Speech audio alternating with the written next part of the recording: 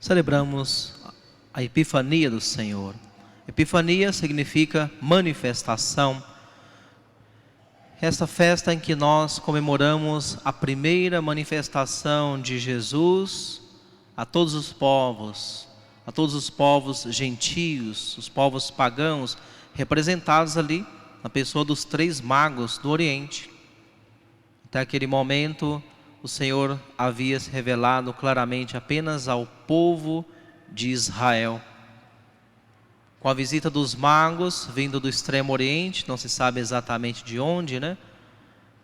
Então, os povos pagãos inauguraram seu conhecimento do Messias que veio para estar perto de nós, aquele previsto nas profecias antigas, o Emanuel, Deus conosco.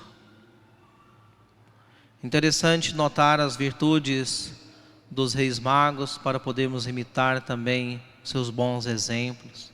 Eram homens importantes, eram homens de ciência, por isso se lhes denomina de magos, né? Não quer dizer que eles tinham estudado em Hogwarts, né? Ou algo assim, que eram colegas do Harry Potter e tal, gostavam de fazer magia. Mas magos no sentido bom do termo, na antiguidade, os magos eram cientistas, poderíamos dizer hoje em dia, né? Homens que conheciam bem a natureza, observadores dos astros, conhecedores dos medicamentos e assim por diante. Esses homens eram, portanto, sábios, vindos do Oriente, e segundo a tradição da igreja, eram também reis, santos reis magos.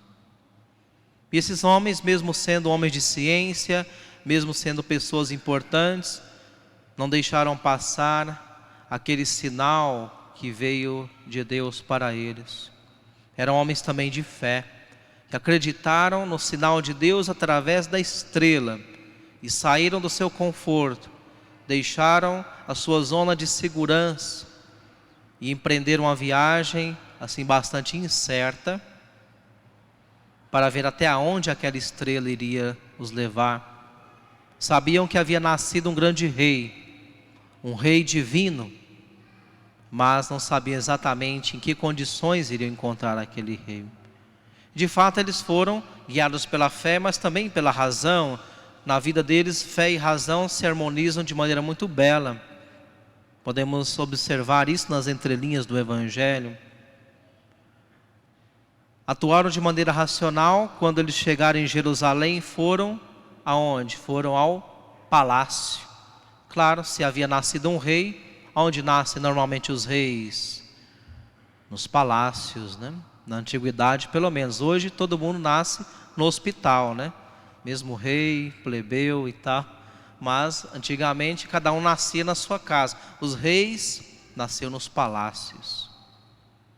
Foram até o palácio e não encontraram lá o grande rei de Israel.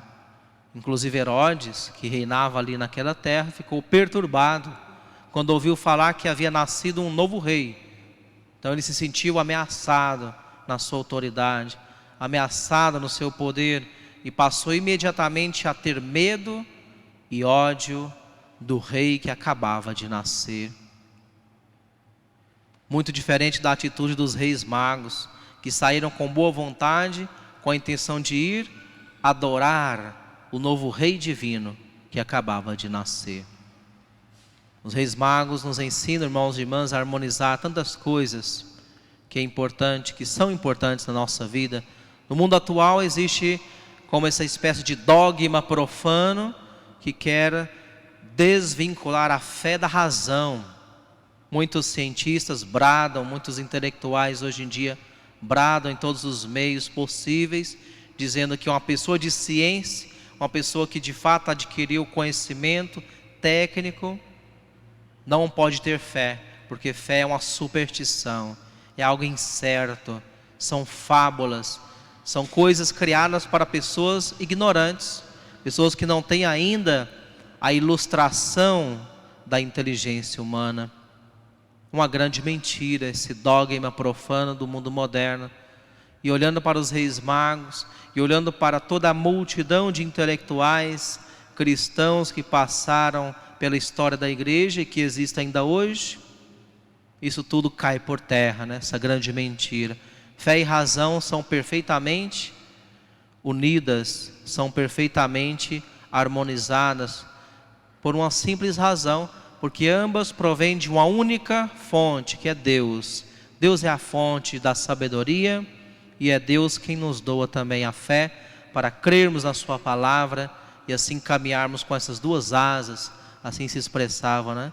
São João Paulo II. Fé e razão são como duas asas que nos permitem voar para as alturas e contemplar o autor da sabedoria, que é Deus. Santos Reis Magos nos ensinam também a adorar a Deus com humildade. Apesar de serem grandes homens, apesar de que não encontraram o rei dos judeus no palácio, mas numa pequena casa humilde, provavelmente, né, o texto nos fala de uma casa, né? Provavelmente depois do nascimento de Jesus, em condições precárias, lá na manjedoura, lá na gruta de Belém. Poucos dias depois, São José, fazendo as suas gestões, conseguiu uma casinha simples para passarem ali os primeiros dias, né, do resguardo de Nossa Senhora. Mas em todo caso era uma casa simples, né?